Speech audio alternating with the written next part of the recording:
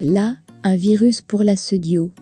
Le 10 décembre, tous les regards seront tournés vers Abuja, la capitale nigériane, où se tient la conférence des chefs d'État de la Communauté économique des États de l'Afrique de l'Ouest, Sudio. Pour plus d'informations sur ce sujet, retrouvez-nous après le générique. Mais avant de commencer, n'oubliez pas de vous abonner et d'activer la cloche de notification pour ne pas manquer nos prochaines vidéos. Bon visionnage.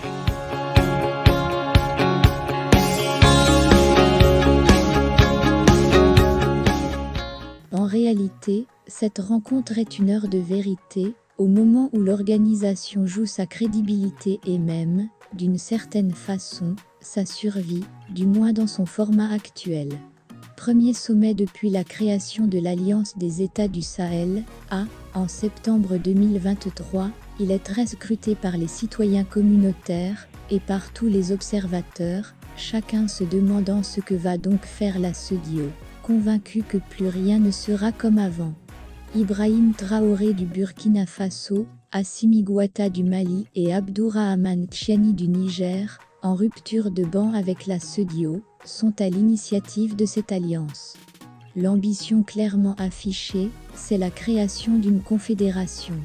Cette nouvelle organisation, dérangeante et déterminée, est présentée par ses promoteurs comme un instrument de survie sécuritaire, économique et politique.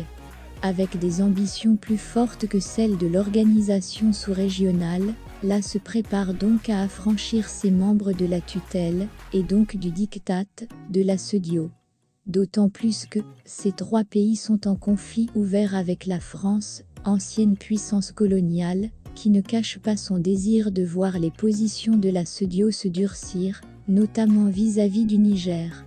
Par ailleurs, chose très inhabituelle dans son positionnement, surtout après avoir voté les sanctions contre le Niger, le Togo s'est désolidarisé des positions interventionnistes de la Sudio, et le chef de l'État togolais marque une étroite proximité avec les dirigeants de ce qui froisserait cordialement ses pairs, selon les médias. Le Togo de Faure Gnassingbé compte-t-il au final rejoindre Tout est parti de la menace d'intervention militaire de la Sudio au Niger, si le président déchu, Mohamed Bazoum, ne retrouvait pas sa fonction présidentielle.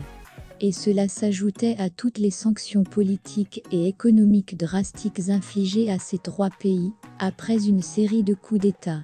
Sauf que, la Sudio s'est retrouvée dans l'incapacité de mettre en exécution sa menace, perdant ainsi la face dans ce bras de fer contre-productif, qu'elle a initié elle-même avec précipitation. Le commissaire aux affaires politiques de la Sudio se contentant de dire encore récemment dans une interview que l'intervention était suspendue, alors que plus personne n'y croit. Cette fronde de 3 pays sur 15 est inédite et entraîne de graves conséquences. En effet, elle remet en cause les principes de fonctionnement de l'organisation, pose le problème du respect des textes dans le choix des sanctions, et surtout, elle soulève la question de son indépendance vis-à-vis des grandes puissances, notamment de la France. La crise avec la Sudio étant de facto le prolongement de la crise entre le Burkina Faso, le Mali et le Niger avec la France. Engagé dans la défense de sa souveraineté, ce trio n'entend désormais plus subir une quelconque tutelle, qu'elle soit de l'ex-colonisateur ou de l'organisation sous-régionale. Quel avenir pour la Sudio dans ce contexte? Il est difficilement envisageable que ces 3 États retrouvent leur place au sein de la Sudio, sans que l'organisation ne tire les conséquences de cette crise unique en son genre. Cela impose à la Sudio des réformes fondamentales auxquelles elle n'est certainement pas encore bien préparée, notamment la position très dominante des grands pays, comme le Nigeria et la Côte d'Ivoire, et aussi en matière d'influence des grandes puissances sur les décisions des chefs d'État. Les difficultés de la Sudio ne viennent pas que du Sahel. Avec les récentes tentatives de coup d'État en Guinée-Bissau et en Sierra Leone, de même que la persistance de la dictature dynastique au Togo, c'est une lame de fond qui fait dangereusement tanguer l'avenir de l'organisation. La Sudio n'a donc pas d'autre issue que de prendre très vite des mesures concrètes pour faire sa mue. et ce, d'autant plus que la grande majorité de la population communautaire exige depuis plusieurs années déjà qu'elle se transforme en studio des peuples. Les obstacles ne manquent pas. L'une des principales difficultés est que certains pays membres sont en délicatesse avec la démocratie et l'état de droit. Ce qui fait de l'organisation un attelage politique hétéroclite, dont certains chefs d'État ont encore besoin du soutien de grandes puissances pour compenser l'absence de légitimité intérieure.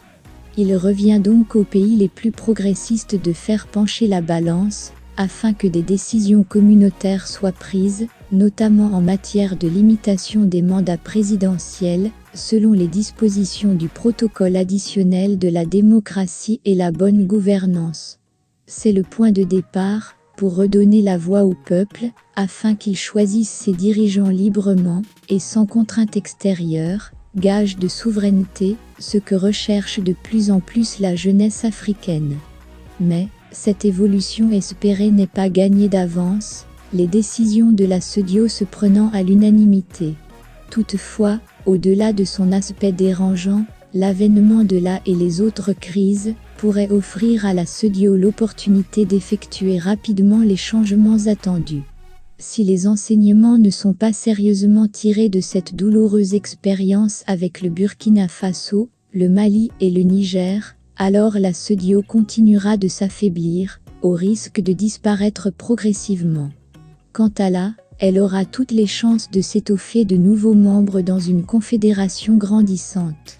Tel est le challenge de la communauté économique des États de l'Afrique de l'Ouest lors du très attendu sommet d'Abuja.